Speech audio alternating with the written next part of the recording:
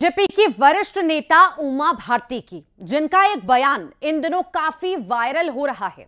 हाल ही में उमा भारती ने social media पर एक पोस्ट कर लिखा था कि मेरे भतीजे को टिकट देना बीजेपी की मजबूरी थी। हालांकि उसके बाद उमा भारती इस पर सफाई भी देती नजर आई, लेकिन अब कांग्रेस ने उमा भारती के बयानों पर बीजेपी पर निशाना साधा। पीसी शर्मा ने कहा कि उमा भारती ने अपना दर्द बयां किया है। पहले किया पोस्ट, फिर दी सफाई। मोदी जी मेरे नेता हैं, भारत मेरा देश है और भारतीय जनता पार्टी मेरी पार्टी, इससे अलग मुझे कोई नहीं कर सकता। मुझे भारतीय जनता पार्टी से कोई अलग कर ही नहीं सकता है। उमा भारती पर नई सियासी लड़ाई। पूर्व मुख्यमंत्री की स्थिति ये कर दी कि उनको क्वारंटाइन कर दिया है। भाई उनको भी हक है चुनाव लड़ने का, आगे बढ़ने का, सही है, उनको मौका मिलना चाहिए। पीसी शर्मा को क्यों उमा याद आई?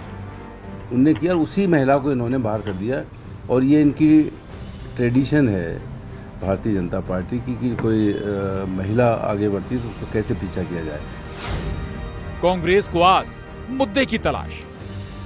तो जो भी ये कहेगा वो मूर्खतापूर्ण बात कर रहा है, वो अज्ञानतापूर्ण बात कर रहा है, वो बेबुनियाद बात कर रहा है।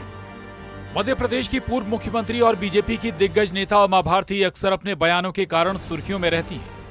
उनकी बेबाकी ने अक्सर पार्टी को नाराज भी किया है। बीते दिनों भी कुछ ऐसा ही हुआ जब उमा भारती ने एक पोस्ट किया और इस पोस्ट के सियासी गलियारों में कई तरह के मायने निकाले गए। बात इस कदर बढ़ गई कि उमा भारती को इस पूरे मामले पर सफाई देने की नौबत आ गई। मोदी जी प्रधानमंत्री हैं, देश में हमारी सरकार है और मध्य प्रदेश में हमारी सरकार निरंतर बन रही है।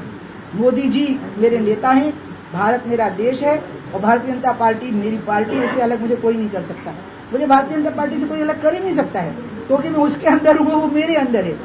तो जो भी ये कहेगा वो मूर्खतापूर्ण बात कर रहा है, वो अज्ञानतापूर्ण बात कर रहा है, वो बेबुनियाद बात कर रहा है। जैसे जल और तरंग अलग नहीं होते।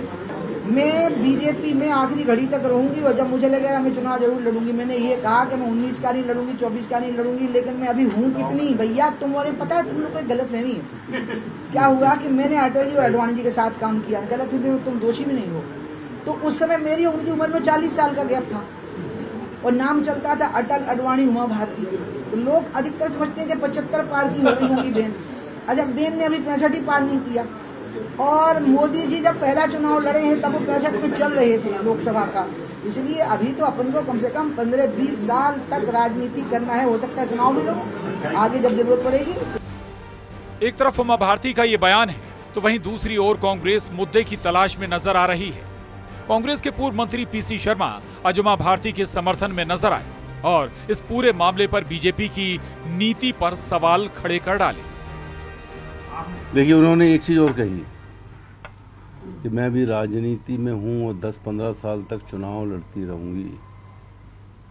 ये और उन्होंने कहा कि 2000 से 1990 से जब पटवा जी की सरकार रही, उसको अभी 20 साल से बीजेपी की सरकार है, लोधी समाज को हमको प्रताड़ित किया गया, लोधी समाज को प्रताड़ित किया गया।